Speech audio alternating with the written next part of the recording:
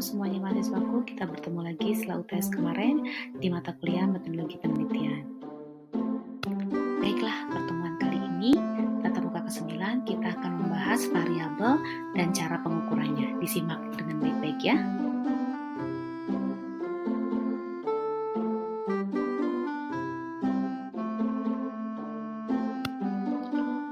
Pengertian variabel. Variabel adalah suatu objek penelitian atau apa yang akan menjadi fokus di dalam suatu penelitian, baik yang berbentuk abstrak maupun real. Nah, variabel merupakan nilai yang memiliki banyak varian atau suatu yang bersikap berubah-ubah dan tidak tetap. Variabel juga bisa diartikan sebagai suatu besaran yang dapat diubah atau berubah, sehingga bisa mempengaruhi peristiwa atau hasil penelitian. Variabel juga merupakan konsep yang mempunyai nilai yang bermacam-macam. Nah, suatu konsep dapat diubah menjadi suatu variabel dengan cara memusatkan pada aspek tertentu dari variabel itu sendiri.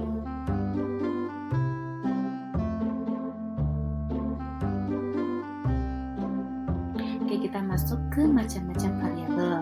Yang pertama ada variabel bebas. Variabel ini mempunyai pengaruh atau menjadi penyebab terjadinya perubahan pada variabel lain, sehingga bisa dikatakan bahwa perubahan yang terjadi pada variabel ini diasumsikan akan mengakibatkan terjadinya perubahan pada variabel lain. Contoh, jika dalam sebuah penelitian, peneliti hendak mengungkapkan pengaruh motivasi belajar terhadap prestasi mahasiswa, maka yang menjadi variabel bebasnya adalah motivasi belajar.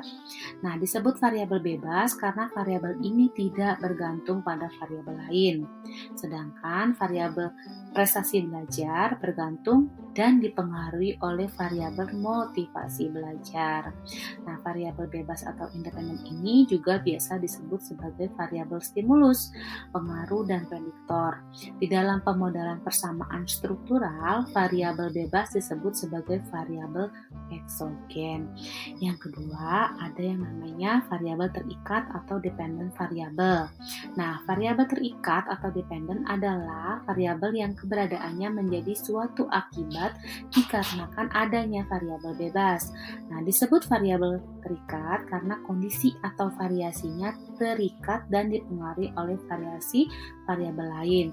Selain itu juga ada sebutan lain, yaitu variabel tergantung, karena variasinya tergantung pada variasi variabel lain. Kemudian ada juga yang menyebutnya variabel output, kriteria, respon, dan endogen. Nah, contoh variabel dependent apabila seorang peneliti hendak mengungkapkan pengaruh motivasi belajar terhadap prestasi belajar siswa, maka yang menjadi variabel terikatnya adalah prestasi belajar siswa. Variabel ini dinamakan sebagai variabel terikat karena tinggi dan rendahnya prestasi siswa itu tergantung variabel motivasi belajarnya. Oke, yang ketiga ada variabel kontrol. Jenis variabel ini merupakan variabel yang dibatasi dan dikendalikan pengaruhnya sehingga tidak berpengaruh pada gejala yang sedang diteliti. Dengan kata lain, yaitu dampak dari variabel bebas atau variabel terikat tidak dipengaruhi oleh faktor luar yang tidak diteliti. Nah, dalam beberapa penelitian, variabel ini tidak dinyatakan secara eksplisit, tetapi lebih ke penelitian yang bersifat eksperimen. Nah, variabel ini dibutuhkan pengendalian yang sifatnya sangat penting. Kemudian, hal sedemikian rupa juga dilakukan dengan tujuan untuk mengurangi kompleksitas permasalahan yang sedang diteliti. Nah, selain digunakan untuk penelitian eksperimental, variabel kontrol juga sering dipakai peneliti apabila hendak melakukan penelitian yang sifatnya comparison atau membandingkan. Contohnya, pengaruh metode belajar terhadap prestasi belajar siswa. Nah, yang menjadi variabel bebasnya adalah metode mengajar, sedangkan variabel terikatnya adalah prestasi belajar siswa. Nah, variabel yang ditetapkan sama, yaitu mata pelajaran yang sama nih, misalnya pelajaran ekonomi. Dengan adanya penetapan variabel kontrol, maka dampak besarnya pengaruh mengajar terhadap prestasi belajar siswa dapat bisa diketahui lebih pasti lagi. Nah, selanjutnya ada variabel moderator. Variabel moderator adalah hubungan antara variabel independen dengan variabel dependen. Nah, terkadang dipengaruhi oleh beberapa faktor lainnya yang tidak dimasukkan dalam model statistik yang kita pakai. Variabel moderator dapat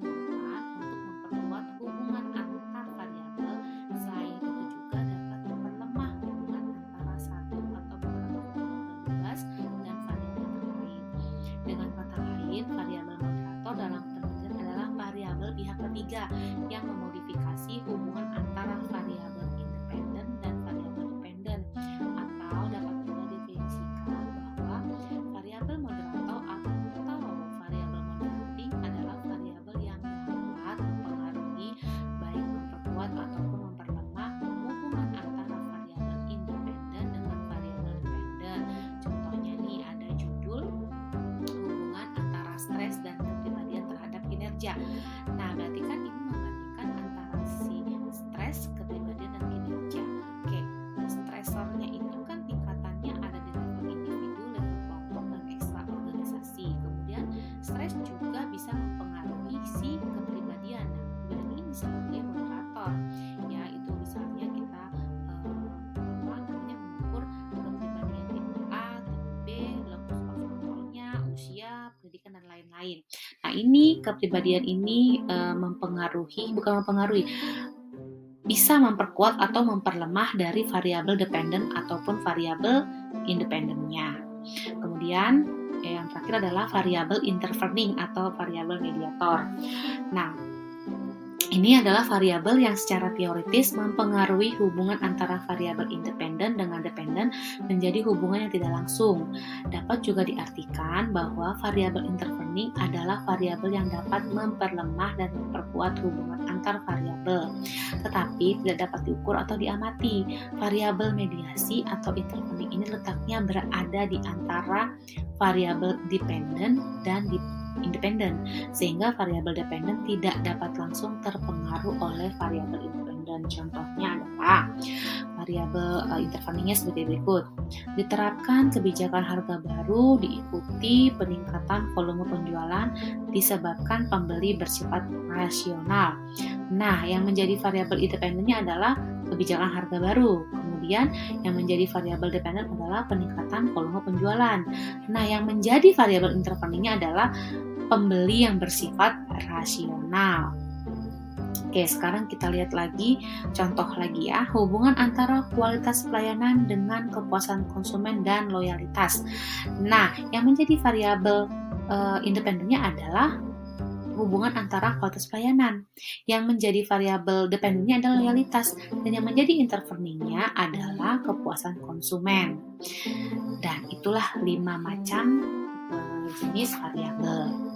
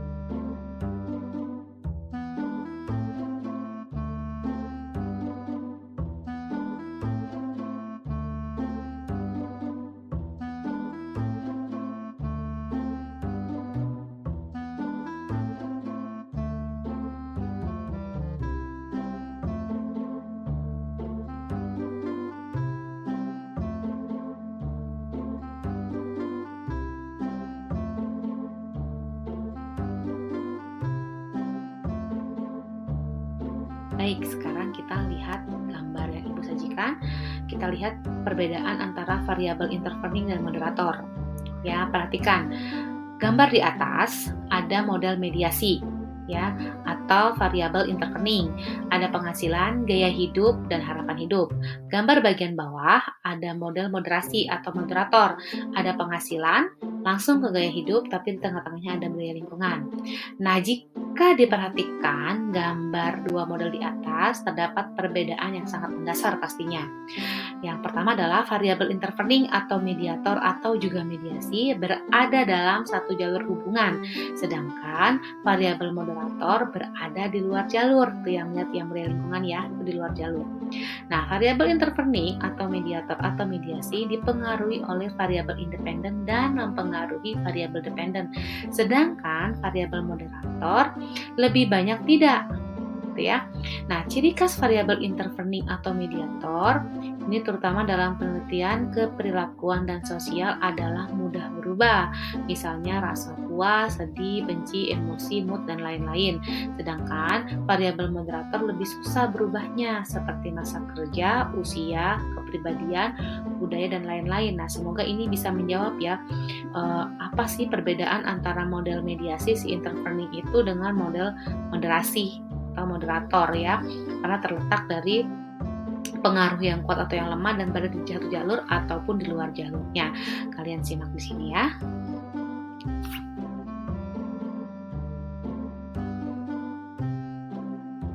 Baik, dalam bab 3 nanti berisikan tempat dan waktu penelitian, kemudian populasi dan sampel, kemudian instrumen penelitian yang berisikan nama-nama variabel yang akan diteliti, kemudian dijelaskan definisi konseptualnya per variabelnya, dijelaskan definisi operasional per variabelnya, dijelaskan indikator per variabelnya, kemudian untuk yang kuantitatif uji coba instrumennya seperti apa, untuk yang kualitatif itu tahap verifikasinya bagaimana, dan untuk yang kualitatif bacalah modul macam-macam validitas selain statistik. Nah, ini benar-benar harus ditampilkan di dalam bab 3.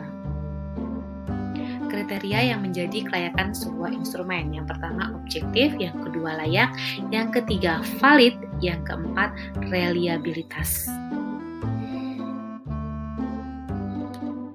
Oke, sekarang semuanya fokus di tabel 2.1, hasil uji validitas angket. Ada item, R hitung, R tabel, dan keputusan. Ada butir soal nomor 1 sampai 5. Nah, fokus di nomor 3, tidak valid. Kenapa tidak valid? Karena R hitungnya lebih kecil dibanding R tabel. Karena kriteria validitas itu adalah jika hitung atau R tabel sama atau lebih tinggi R hitung, maka dinyatakan valid. Tapi sebaliknya, jika R hitung lebih kecil dibanding R tabel, maka dia tidak valid. Kemudian bagaimana cara mengatasi instrumen yang tidak valid? Yang pertama, bisa memperbaiki pertanyaan atau pernyataan dalam angket yang tidak valid itu. Kemudian, bagikan ulang kepada responden untuk dijawab kembali. Yang kedua, ya udah kita drop aja angket yang tidak valid itu, dibuang dan tidak diikuti soal tersebut dalam hitungan selanjutnya seperti uji reliabilitas. Nah, tapi jika instrumen butir soal yang tidak valid dianggap penting, ya kembali lagi ke langkah pertama, ya diperbaiki lagi pernyataannya dan dibagikan ulang kembali. Nah, pastikan di sini responden untuk menjawab soal tersebut dengan serius ya, dengan saksama dibaca. Tentunya kita guiding dulu nih si responden tersebut dalam menjawab semua butir soal dalam kuesioner tersebut.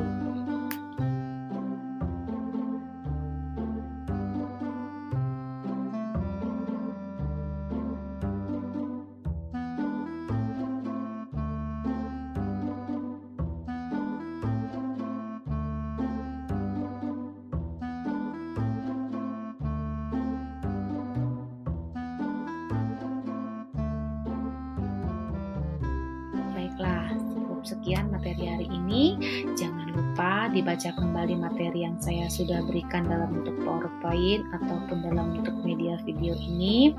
Dibaca, dan dipahami. Dibuat semua tugas-tugas yang saya sampaikan sebelumnya. Buat lagi kuesionernya bagi yang belum. Bagikan kepada responden. Uji cobakan. Coba-coba untuk menghitung validitasnya, reliabilitasnya. Kemudian jangan lupa selalu untuk one day, one page. Baiklah, cukup sekian. Terima kasih. Assalamualaikum warahmatullahi wabarakatuh.